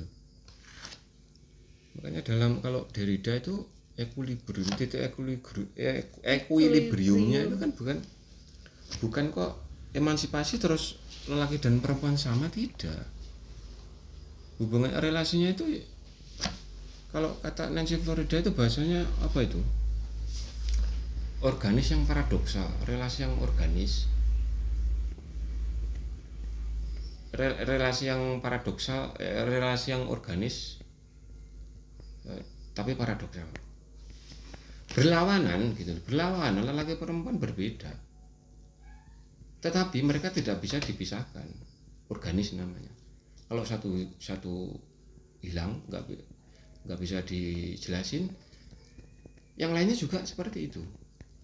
Ini relasi organis dari yang paradoksal, bahasanya Nancy Florida seperti itu. Ini kajian pasca kolonialisme itu, ya seperti itu, gitu loh. Jadi aku juga nggak ngerti loh, tuntutannya kaum feminis ki apa sih? Emansipasi kaum lanang podo kamu wadon. Orang itu lah, malah hilang kabeh. Diskusi selesai kan. Kalau di Jawa tidak seperti itu, dalam kajian poststrukturalisme ataupun pasca kolonialisme juga tidak seperti itu. Titik equilibriumnya itu bukan kok sama, tidak. Bukan kayak dialektikanya Hegel jadi sintesis, tidak. Itu meleburkan perbedaan. Tapi yang tepat bahasanya Nancy Florida itu relasi yang organis dari yang paradoksal. Paradoksal berlawanan laki perempuan, tetapi relasinya organis, sifatnya itu organis. Gitu. Organis itu kan kalau satu tidak bekerja, tidak berfungsi, yang lainnya tidak berfungsi. Nah, seperti itu. Jadi tidak sama, tetapi tidak bisa berbeda, tetapi tidak bisa dipisahkan. Begitu loh. Sangat saling mempengaruhi. Karena feminis sekarang itu banyak kan paradigmanya, paradigma modernis. Jadi kan paradigma modernis itu kan universalitas gitu loh. Jadi apa-apa dikebiah-biah podo, padahal ya beda gitu loh. Seperti itu. Dan secara kultural kan, apalagi kita ngomongin bahasa kan, secara rasa kan ya pasti beda. Ya.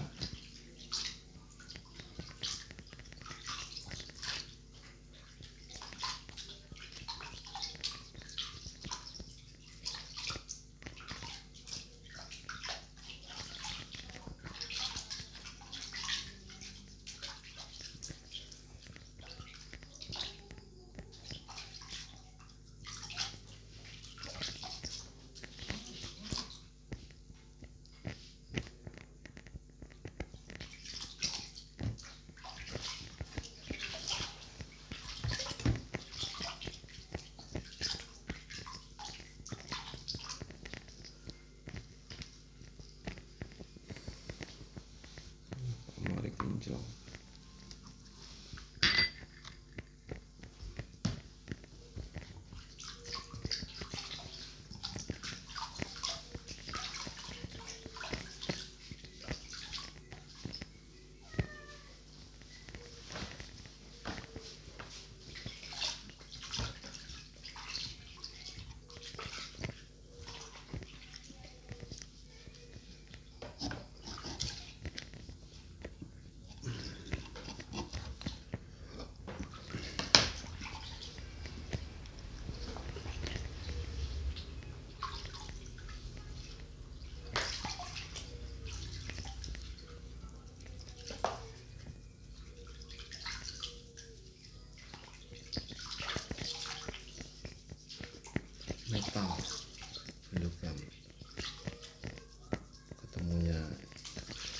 ya kayak anak ya kan, unsur dari atas dan dari bawah. Kalau di Jawa itu ibu bumi bapak angkasa gitu. Bertemu jadilah yoga atau atmo. Nah, yoga itu kan anak, tapi dia juga ada makna lain. Yoga itu satu, yogi misalnya. Kalau disebut seorang yogi itu seorang seorang yang ingin menyatukan, ingin menempuh tahap manunggaling kaula Gusti, yogi. Orang yoga itu kan dalam rangka itu berlatih yoga dan seterusnya. Atma itu kalau di Hindu kan ada Atman, ada Brahman. Jadi ini mungkin agak problematis ya, tapi istilahnya apa ya? Atman itu mungkin kalau manusia itu jagat cilik itu ada Tuhan dalam tanda petik atau Gustiku, itu namanya Atman, Atma. Sementara jagat raya semesta itu dinamakan Brahman kalau Hindu seperti itu. Gitu. Jadi misalnya Bimasena ketemu Dewa Ruci ya berarti itu Atman. Gitu.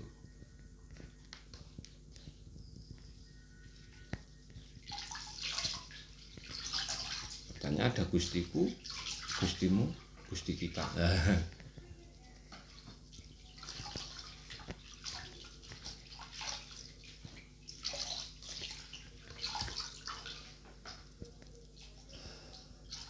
Makanya anak itu kan di situ kan filosofinya.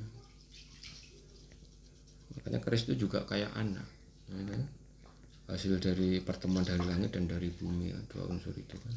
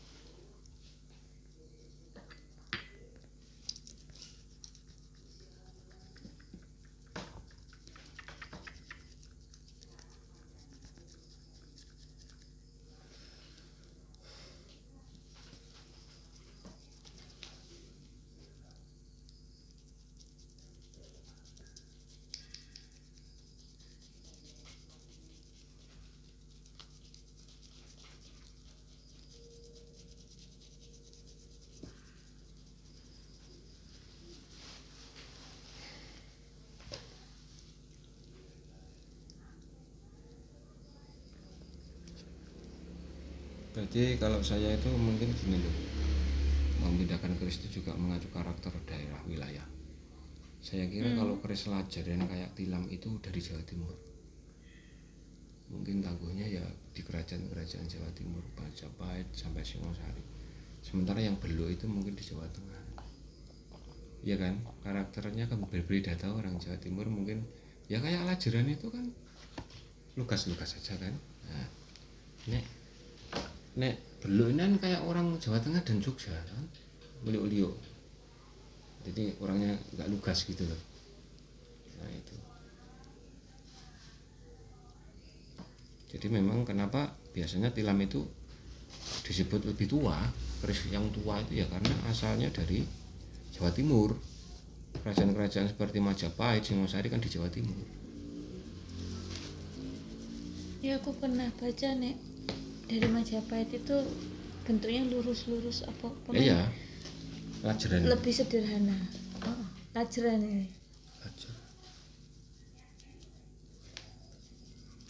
Jadi wah gampang ini kalau kerismu iki Tangguh Singosari. Loh kok iso? Oh sakti banget toh. Dan memang keris lajar. Kalau keris lajar ya logikanya kerajaan-kerajaan di Jawa Timur. Gitu. Wah, Tangguh Mataraman nih Surakarta itu kok iso sakti mah? Karena lo seperti itu. Karena karakter orang Jawa Tengah dan Jogja kan ya meliuk-liuk kan. Solo Jogja misalnya kan iya toh. Kalau Jawa Timur lugas-lugas saja gitu. Nah, seperti itu.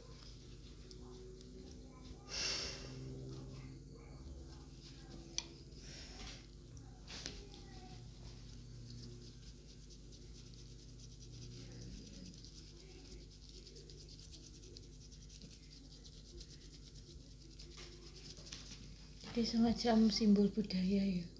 Iya. Selera kan? Selera. Tes itu kan juga ditentukan wilayah kulturalnya. Misalnya masakan Ponorogo itu biasanya pedas-pedas, Jawa Timuran rata-rata pedas-pedas toh. Kalau Jogja itu legi, manis-manis. Solo mungkin gurih. Nah seperti itu kan. Ya seperti itu kan masalah tes kan. Jadi empu-empunya kalau di Jawa Timuran ya tesnya yang lugas-lugas. Tes itu kan tergantung dari wilayah, namanya mungkin konstruksi budaya dan seterusnya.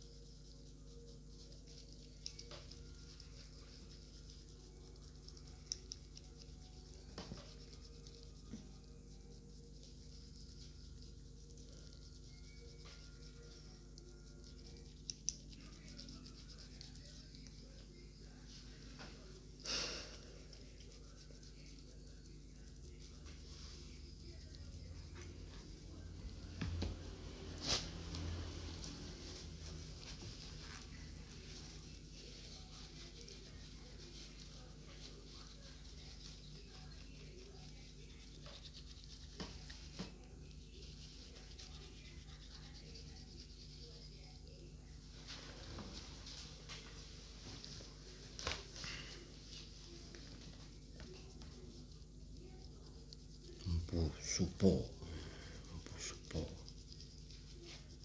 sangat terkenal kan cerita tentang Empu Supo itu.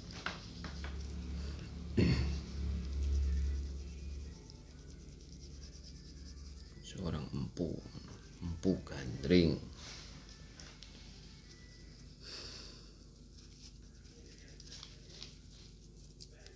Konon seorang empu itu yo harus punya nasab, sanad dan nasab dari empu-empu keturunan ini sih, keturunan Empu Supo Mandrogi, empu siapa lagi. Jadi juga nggak sembarang orang bisa menjadi empu dulu itu. Tapi aneh loh gelar empu itu sebetulnya itu mengacu pada apa sih? Secara khusus gitu kan. Soalnya dalam sastra juga empu sebutannya, empu tantular. Bedanya empu tantular, empu prapanca yang tabib, empu tantular yang sastrawan pujangga, empu gandring seorang empu pembuat senjata. Sama-sama disebut empu.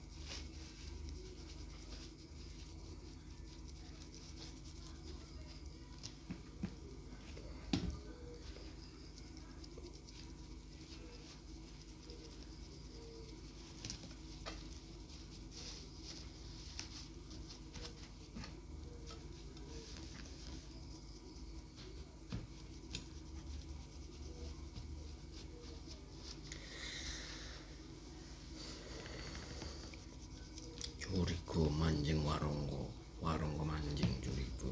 Ya. Pada keris ya kan? Tapi ternyata berbeda.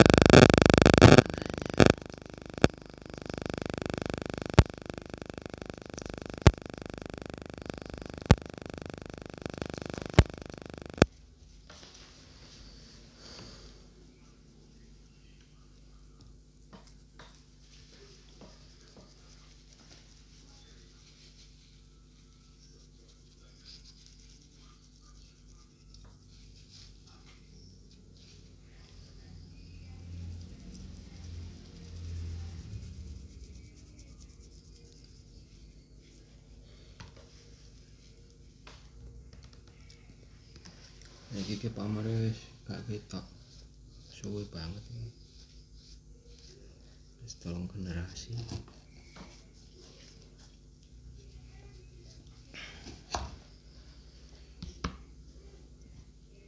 Saka Mbah Harjo Utomo. Kudu sangka sangka Pak Lek. Pak Lek bapakku nanya ceritane.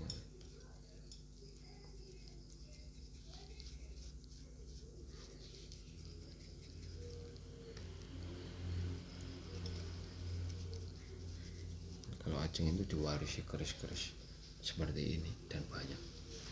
Tapi saya cuma diwarisi keris ini oleh bapak saya.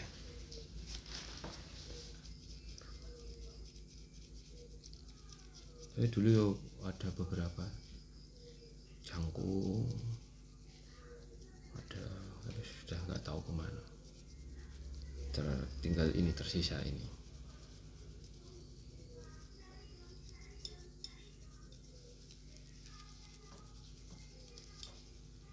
Ya maklum orang Jawa ya pasti punya pusoko. Ya bukan pasti, kebanyakan. Kalau masih apa ya istilahnya,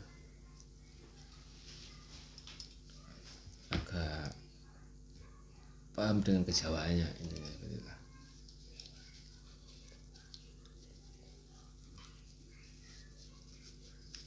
Karena banyak orang Jawa yang sudah tidak juga ya sekarang itu. Iya, kalah dengan duit, ya kan?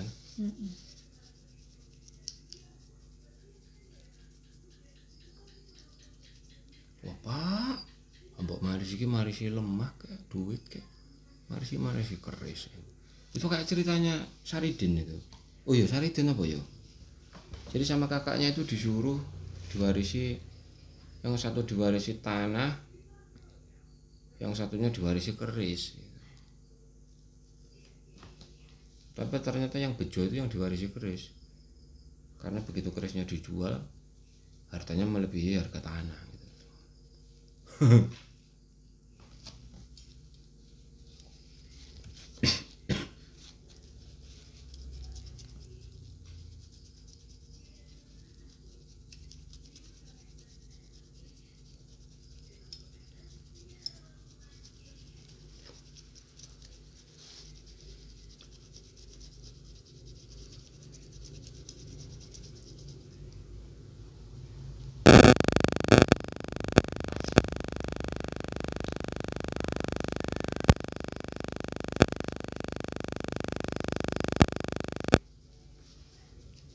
Kilape iki. Jajal kilape iki. Iki ya pamer kita. Ndak iya, maksudnya Kaya banyu mambek, aku meh ngomong kuwi. Kayak lho.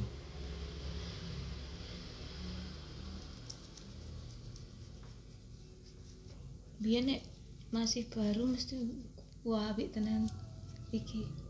Tapi katanya juga enggak loh. Pamer itu juga butuh waktu untuk terbentuk. Konon.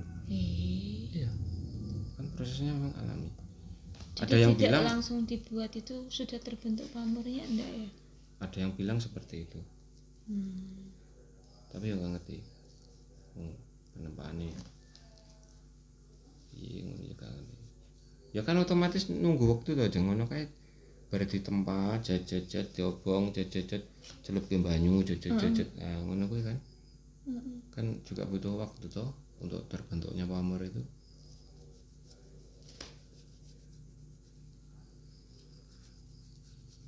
Aku tadi kelingan kristal ya loh. Delok iki kayak kristal. Jadi kayak nek sampai bilang kayak banyu mambek. Nek iki kayak kristal. Jadi gaji tuh gue. Tapi beralasan ki gaji kayak mungkin gaji kayaknya keras yang dison bukan keratonan. Pamor gaji konon itu dimiliki oleh keris-keris yang disimpan orang-orang desa itu, pamor gaji konon loh.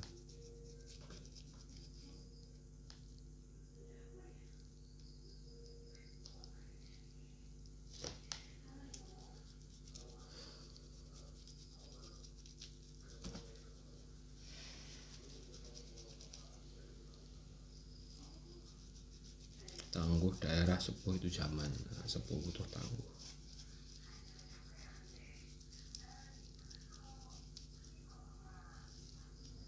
Kok apa Mas kok iso aku ngarani iki Tangguh Surakarta atau Tangguh Kartosuro. Itu enggak butuh kesaktian menurut aku itu sebetulnya. Ya logika saja kan. Ya kayak tadi lo lajer. Wah, itu kan enggak butuh kesaktian sebetulnya. Wah, kerismu ki tangguhe Majapahit. Simpel, kenapa? Lo karena bentuknya lajer. Di daerah Jawa Timur, kerajaan-kerajaan di Jawa Timur.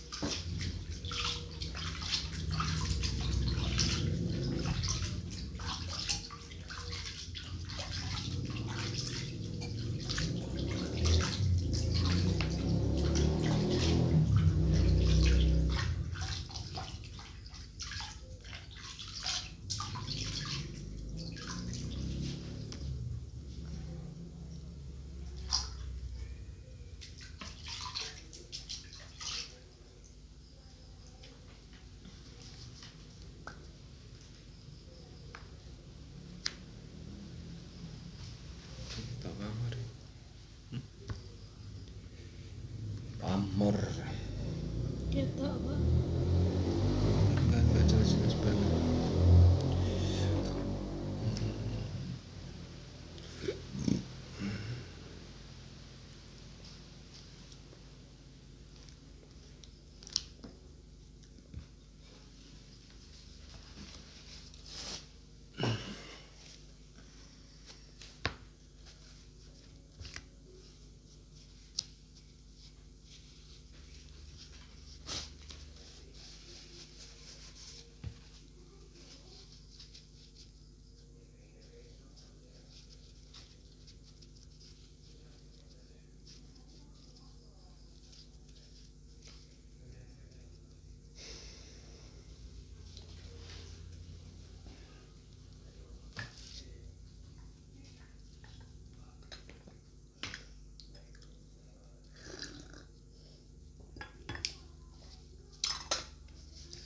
Curiga manjing warung kok manjing curiga.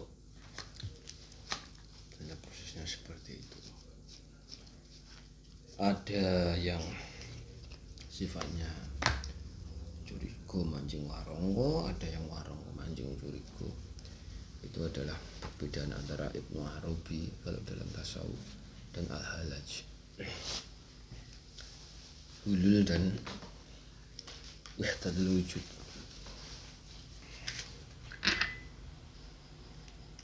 Ada persinggungan dengan mistisisme Hindu juga di sini. Jadi kalau kerisnya itu Curiga Manjing Warongo itu kalau di wayang, bukan Hindu ya mungkin Hindu Jawa mungkin. Jadi kayak kisahnya kalau di wayang itu siapa itu Kresna titisan Wisnu, itu namanya Hulul. Kalau kata Al-Hallaj, pakat geronya Hallaj itu namanya Hulul Kresna, peristiwanya Kresna sebagai titisan Wisnu itu. Tapi kalau pakai Ibnu Arabi itu Bratasena dengan Diworuji itu.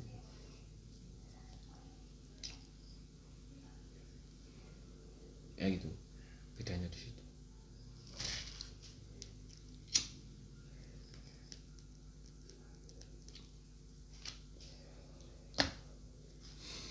Itu filosofi keris, makna sufistik keris.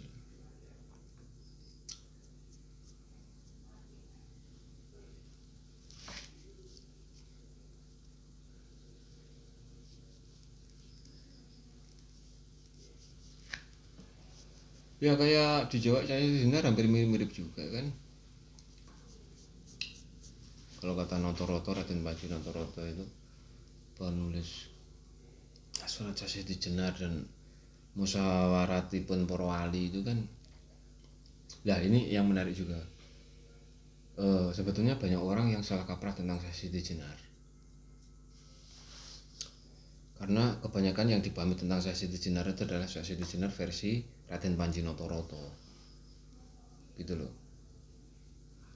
Padahal tidak seperti itu, karena Raden Panji Nontoroto itu ketika dia berkarya menulis dalam serat apapun, misalnya serat Sasidi Jenar, serat Musyawaratipun Para Wali, kemudian serat Kancil Among Praja, itu pandangannya sama. Jadi pandangannya atau pahamnya Sasidi Jenar dalam serat Sasidi Jenar misalnya itu sama dengan pandangan ketuhanannya Kancil Among Praja dalam serat Kancil Among Praja itu. Jadi bisa dikatakan sebetulnya yang dipahami masyarakat itu sebetulnya Sasidi Jenarnya Raden Panji Nontoroto. Itu pandangannya Raden Panji Nontoroto. Itu loh. Sebetulnya seperti itu. Jadi Sasidi Jenar di sini hanya apa ya? Tokoh juru bicaranya pahamnya Raden Panji Nontoroto. Tapi sudah dihakimi sedemikian rupa dan itu yang disesatkan adalah Sasidi Jenar. Itu loh. Padahal tidak demikian adanya. Karena itu dua hal yang berbeda. Kalau kebanyakan orang itu dijawab memang mengacunya ke Sasidi Jenar dalam penceritaan atau sebagai kisah atau sebagai tokoh dalam serat Sasidi Jenar ataupun serat Musyawaratipun Para Wali. Itu karya Raden Panji Nontoroto. Itu loh. Raden Panji sendiri dulu seorang bangsawan, seorang panji di Puro Paku Alaman. Seperti itu. Jadi itu ada banyak Sasidi Jenar sebetulnya gitu. Itu yang disebut versi Jawa Tengahan dan Jawa Timuran, khususnya versi Jawa Tengahan. Misalnya kalau Sasidi Jenar itu sesat, dia berasal dari cacing yang nguping wejangannya Sunan Bunang pada Sunan Kalijaga, kemudian dia akhirnya dapat menjadi wali, kemudian dia dieksekusi di mihrab pengimaman itu di Masjid Demak, dan kemudian jasanya berubah menjadi bangga anjing. Itu versi Notoratan atau versinya Raden Panji Nontoroto. Sebetulnya itu. Nah sekarang yang disesatkan itu yang mana? Kan gitu kan pertanyaan.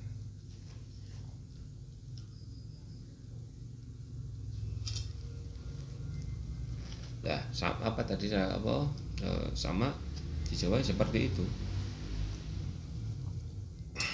Kan kayak Gambang itu kan ada 20 bilah kan. Ya sekitar 20 bilah. Itu kan lambang, kalau teologinya